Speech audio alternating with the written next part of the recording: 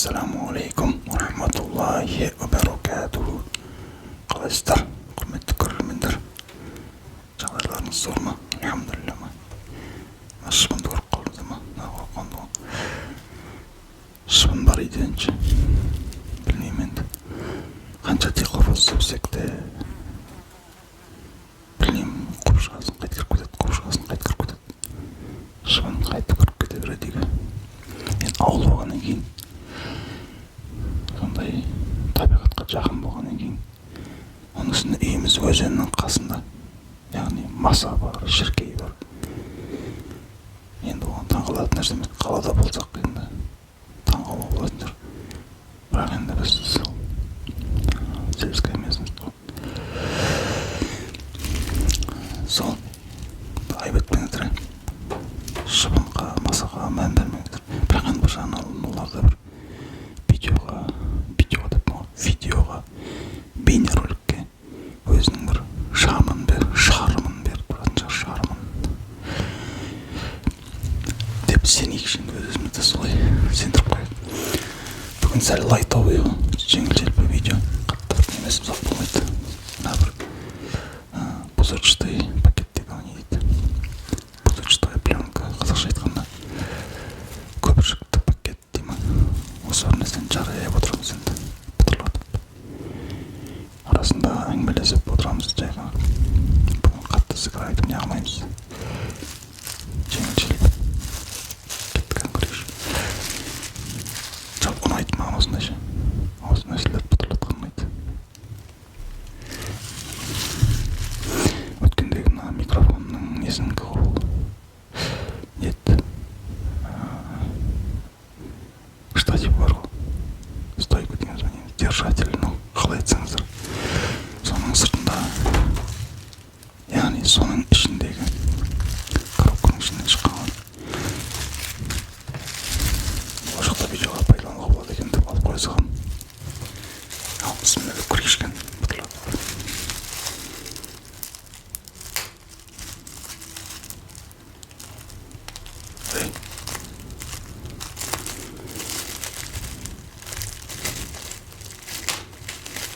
Барлық жер бұтыра ермейді екен ғой.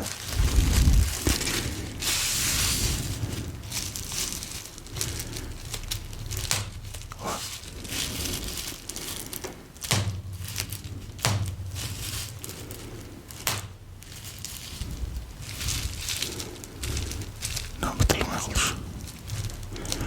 Көп жеріне ауа кіріп кеткен ғой. Мына жерге ауа кіріп кеткен. Мына жерге де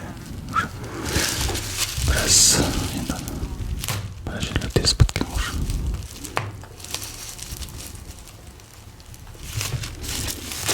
Былай істеп отырайықшы.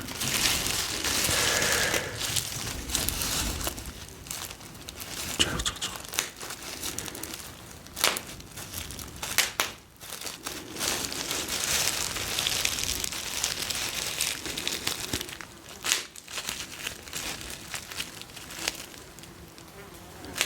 Айтпақшы, бұл менің алғашқы видеом болады деймін.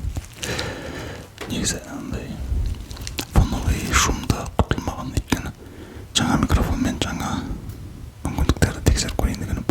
Алдыңғы енді бетлескен микрофонмен істеп жүрген кезде ше, әр видеомда фоновый шумын құтатындығым, яғни удаление фонового шума дейді, фонового шума.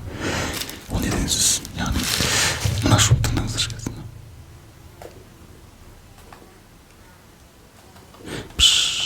Деп тұр ғой, жайшы. Сол нәрсе маған неге екенін білмеймін, ұнамайды ше бұрынғыдан. Мазаны кетіретін сияқты ма. Соны интернеттен көріп қалай істеуге болатынын біліп алып, соны әр видеоны ерінбей фоновый шумын, сондай белый шум дейді ғой. Осындай белый шумның бәрін өшіретіндігін ерінбей бір ғой. Оны бүйтесің ғой, мысалға видеоның аудиосын бөліп аласың, яғни форматировать ететін программа арқылы бөліп аласың да, оны неге саласың, шум кетіретін программаға саласың да, сөйтіп шумын кетіресің да, қайттан алып келесің да, видеоның қасына қойып, екеуін синхрон жасап отырып монтаж жасайсың ғой. Яғни ол машақатты тірлік қой, негізі ерінбейтін адам үшін арналғанда ол мазаң болмайтын содан негізі мазаны алады. Қаттан бір артық тірлік қой негізі. Соны енді бұдан былай жаңа микрофон алдым ғой деп сондай фоновый шумды өшірмей істесем ба деп жатырмын. Оның үстіне өткенде бір асмыр видео көріп отқам ғой. Орыс тілді ше. Бір орыс тілді асмыр видео көріп отқан едім. Сонда бала айтты ғой. Есть фоны осындай, осы тура осы микрофонды обзор жасап отырып түсірген асмыр видеоға. Соған жігіт қой енді. Жас бала айтып жатыр ғой сол бала ше. В этом белом шуме деймін. В этом белом шуме есть свой кайф дейді. Яғни бұл шуда да өзінің бір рахаты бар, кайфы бар дейді. Бір сада бір негізі бір ойланып қалдым негізі дұрыс айтатын сияқты негізі. Мен неге осынша әр видеоны мысалға мен бір видеоны бөліп жүремін ғой. 5-6 бөлім өкіде 4-5 әр қайсының аудиосын бөліп алып оны шумын өшіріп қайттан алып келіп бір уақытты біраз алып қояды. Сәл неріп кетеді кейде. Ал ондай шумды өшірмейтін болсаң видео монтаж барысы өте оңай болайын деп тұрған маған. Сондықтан да қалай қарайсыздар, мен осындай осы белый шум тұра берсіне деп тұрған сәл ол қатты мазаны алады негізі. Микрофоның жақсы болса негізі ол белый шумдар аз болады. Әсіресе қазір мен жақсы микрофон алдым деп отырмын енді. Қазір сәл естіліп тұр ғой қазірдің өзінде, бірақ неприятный емес та. Соны қалай қарайсыздар былай? Былай сол шумды өшірмей ақ жайлап жаңағыдай қылып монтаждай берсем маған да сол оңайырақ болып тұр. Оның үстіне басқа асмр видеолардың бәрін көріп жатсам, орыс тілі болсын, қазақ тілі болсын, ешқайсысында осындай белый шумдар өшірілмеген де, бәрі тұр нормально тұрды. Ешкім тұрсаң оған ойбай шумный ғой видеоң деп отқан жоқ. Жалғыз мен сияқты ақымақ қойып жүрген. Дей келе осы нәрселерді ойлана керек. Содан былай видеоларымда ол шумдарды өшірмей қойсам ба деген тұжырымға келдім. Енді бұдан былай көбінесе осы жаңа алған микрофонмен жүремін ғой, иншалла. Звук жақсы болады деп үміттенемін. Ал оның үстіне фоновый шумды кетірсең сәл бір звук бар ғой, сәл бас дейма, бас сәл азаятын сияқты, бас ести болмай қалады, сәл бір жіңішке болып қалатын сияқты звук ше. Что-то бір нәрсесі жоқ болып қалады, бір нәрсе жетпей тұрады ше. Сол мәселе бар. Соның бәрін салыстыра келе бұдан былай сол шумды кетірмей ақ сала беремін иншалла. Ал онда сәл жалғастырайық, соны айта салайын деген сіздерге.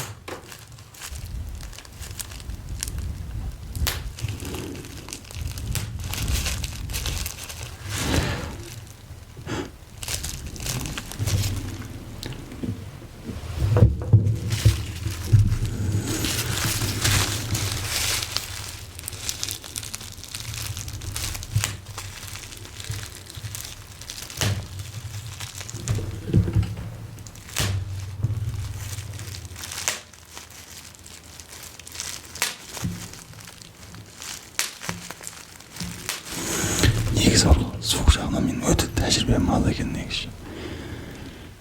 Мына стол қағазына байланып тұрған мынау держатель микрофонда удар ұрған кезде держатель арқылы өтіп микрофонға келеді екен ғой. Сөйтіп бір неприятный удар звук келеді. Арасында сондайлар болып қалады екен. Монтаж барысында байқап қалдым да. Соны ойлап отырмын енді қалай қайтемеген деп интернеттен ізден кіріп звук жағын әлі де іздендім. Өткенде естеріңізде болса алдыңғы видеолардың бірінде звуктарым дауысы моно болып қалған ғой, яғни наушникті тақсаң бір-ақ жағынан естілетін болып қалғанда. Оны мен зерттемей онша настройкасын дұрыстамай істей берген ғой. Кейін өзі сіздердің араңызда біреу жазды ғой, көрермендердің біреуші. Содан кейін барып тексеріп көрсем арасында сол 4 видеома сондай моно звук болып қалды. Енді амал жоқ, оны өзгертіп кетті. Кейіннен кейін барып түсіндім.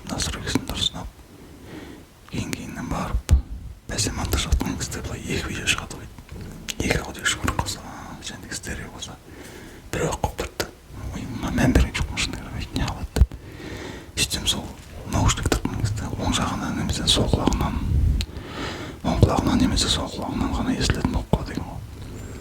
Енді соны түсініп келе жатырмыз ғой. Енді осылай көз жүре түзеледі дей ма, үйреніп отырмын енді. Звук жағынан, видео жағынан енді дами береміз ғой, құдай қаласа. Енді любой блогердің ең алғашқы видеоларын көрсеңіздер күлгің келеді негізі. Олар да алғашқыда әйтеуір жүре берген, кейін тәжірибе жинап үйренген ғой. Сол сияқты менде де сондай болады деп ойлаймын енді. Сондай жайлап дами береміз. Звук жағы, видео жағы, свет қою жағы. Мысалы свет бар, қазір жаман емес былайша, менің ойымша енді. Бірақ әлі де бір нәрсе жетіспей тұр, мына жерлерге бір нәрселер жетіспей тұр. Мысалы мына свет жақсам не болады екен? Онша оңай қалды ма? Келеді, осы дұрыс па? Как? Қалай ойлайсыздар?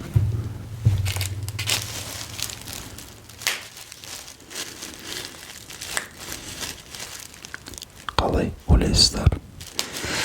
Мына микрофонда 4 режим бар ғой. Моно режим, моно режим деген бар ма? Әйтеуір білмеймін. Ең бастысы стерео режим деген жер бар. Өйтіп жазылмаған еді, бірақ әйтеуір белгісі сондай да, яғни двухканальный да. Мысалға оң жақтан сөйлесем, сіздер жақта наушникпен отқан болсаңыздар, бір жағынан, екінші жағынан былай екеу естіледі ғой. Яғни ASMR-ға арналған микрофон болып тұр осынау. Мысалы 1, 2, 3, 4 тұрғысында 1, 2, 3, 4, 5, 6, 7, 8. Болашақта ағылшыншада түсіремін, иншалла. I'll be filming in English also in future, inshallah. So stay tuned with my channel, stay subscribed деп ағылшынша сөйлеп кетсең. Негіз қазақша болады ғой, өйткені әртүрлі тілді араластырмау керек. ASMR болған деген қазақша, ASMR болған деген қазақша болып қалады ғой. Просто енді арасында қосам да. Ал негізі что-то маған ұнамай отыр. Звуктар сіздерге қалай? Мен ойлағам ғой приятный болатын шығар деп.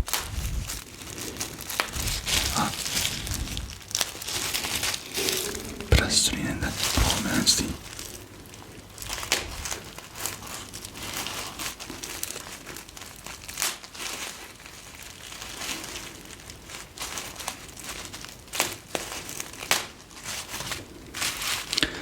Каналым енді қанша дегенмен халал ASMR деп аталады ғой. Сол атауға лайықты болып қояйық. Сөйтіп сәлдік айтып қояйық, иә. Алла. Мына бір хадисте келеді ғой. Алдында айтқан шығармын. Тілге ең оңай, бірақ сауабы ең үлкен амалды айтайын ба деген пайғамбарымыз Мұхаммед саллаллаху алейхи ва саллям. Сахабалар айтады, я айтыңызшы дейді сол кезде. Бұл мына сөз деп айтып береді ғой, мына дұға дейді, мына зікір дейді. Ол субханаллахи ва бихамди, субханаллахил азим деп айтады ғой. Ең яғни тілге жаттап алуға да оңай, айта салу оңай, тілгеше. Бірақ екінің бірі оны айтам бермейді дейді. Оңай болса да көп адам бұны айта бермейді дейді. Өйткені оңай нәрсе адамға қадірсіз болып қалады ғой. Мен ойымша сондай сияқты енді. Сол нені зікірді біраз айтайық та қазір. Былай қарайсыздар. Субханаллахи ва бихамди, субханаллахил азим. Қазір наушникпен отқан болсаңыз, қазір мынау оң жағыңыздан естіліп отқан болса керек. Ал мына енді сол жақтан немедем енді субханаллахи ва бихамди дегенді оң жақтан, ал субханаллахил азим дегенді сол құлақтан естілетін қылып айтайын. Кеттік. Мына сөйтіп берсін. Субханаллахи ва бихамди, субханаллахил азим, субханаллахи ва бихамди, سبحان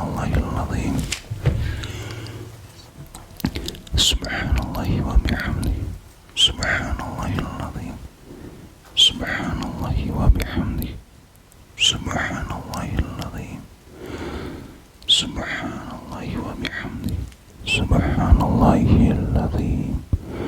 Subhanallahi wa bihamdi. Subhanallahil-azim.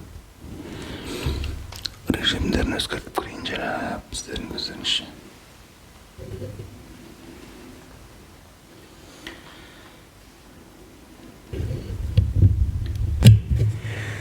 Mına bir rejimdi göreyik, endi bilmeyim bu qanday rejim eken. Son bir de dağısını tekserip göreyik. Общий esli badır gelişi. Bitsең de, былай айтсаң да бірдей болып тұрғызын да. Яғни бұл стерео моно режим шығар сондай болып тұрған да. Так, келесі режим.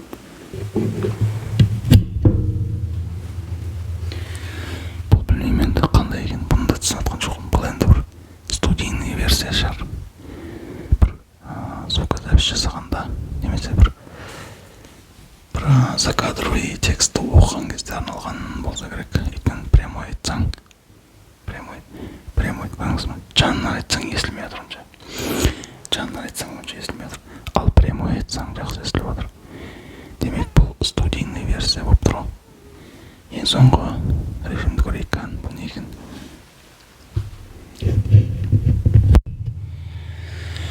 Бұл қандай режим екен? Бұл сонда. Бұда екі дөңгелек бір-біріне қосылайын тұрған сияқты. Яғни бұл стерео болса керек. This must be the stereo version, but бірақ негізі ең алғашқы мен осы постоянно қойып қойған режим, ASMR-ге арналған режим, яғни бір екі дегеніңізді құлақтың абетінен сол режимге қойып қоя салайын. Өйткені ASMR сол қанша дегенмен деген. Сондықтан жайлап ең бірінші бастапқыда тұрған режимге қойып қоя салайын, яғни стерео режимге. Бірақ мынаудан стереоға ұқсайды, бірақ білмеймін бұл қандай екен.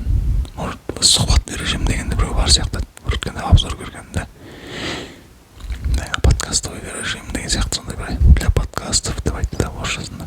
Яғни бұл сол болса керек. Жанында отырып естіле береді, бір-біріне қарап сөйлей беретін сияқты сондай шығар. Білмеймін, бірақ шыны керек. Маған ең маңыздысы осы, ең бірінші өзінің стерео ASMR режимі қойын онда.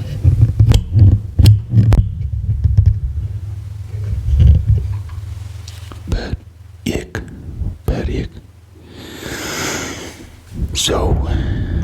Осындай болып тұр ма? Төбеден де жақсы естіліп тұр. Жанынан да жақсы естіліп тұр. Жаман емес. Мынаны сәл бүйтейік дағына. Сонымен бір-екі рет жарайын дағына. Сонымен видеоны аяқтайын. Бұдан бұлай видеоларды сәл қысқа деп, бірақ жиі салатын боламын, иншалла. Өйткені мен бір сағаттық 50 минуттық видеоларды істеймін деп сәл неғып қалдым жаңағыдай. Видео монтаж қиын болып кетті да. Тәжірибесіз болғаннан кейін жаңағы айтқандай аудионы туралайсың, қайтып келіп видеоны туралайсың, өйтіп-бүйтіп.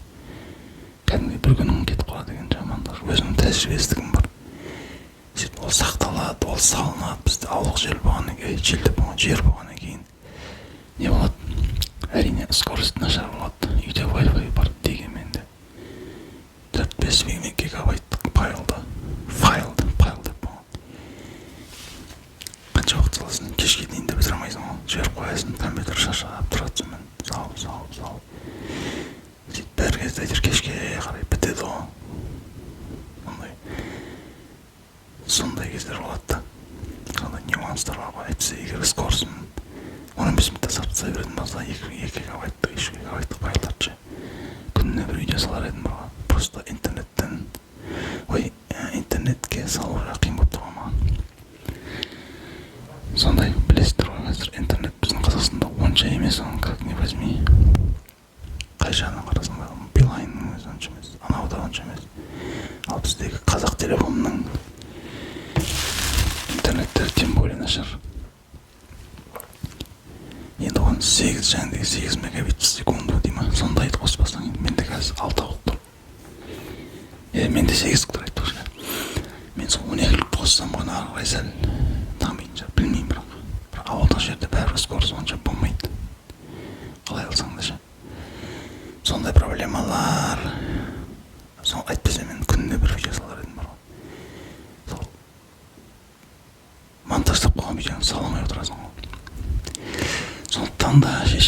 жиі салу үшін 15, 18, 17, 16 минуттық видеоларды салып отырдым болған. 20-25, арбырда жарты сағат. Әрине арасында бір сағаттық видеолар салынып тұрамын ғой. Сондықтан да бүгінгі видеоны аяқтау керек. Мына нәрсе негізі шыны керек қатты көңілімнен шықпады. Әдемі бір приятный дауыс шығатын шығар деп үміттенгенім. Бірақ нәрсе қайта ұйықтаймын деп қалдым. Бұдан біз ойлап жүретін сияқты.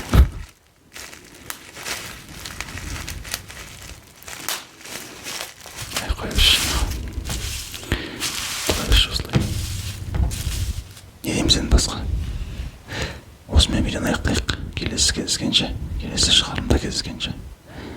Ассаламу алейкум ва рахматуллахи ва баракатуху. Бопты, давайте. Мен де ұйықтайын. Все.